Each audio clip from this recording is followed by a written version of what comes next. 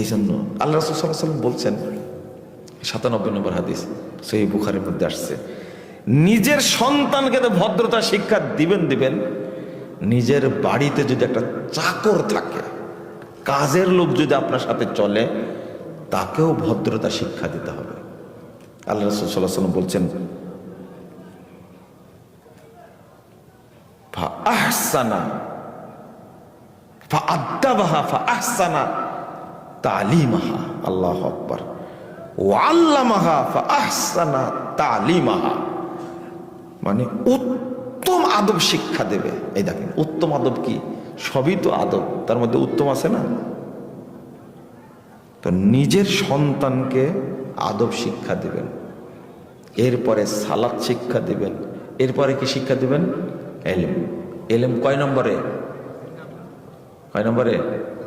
না, 4 নম্বরে। 1 নম্বর কি বললাম বলেন তো? তাকওয়া, আল্লাহ ভীতি। 2 নম্বর কি? আদব।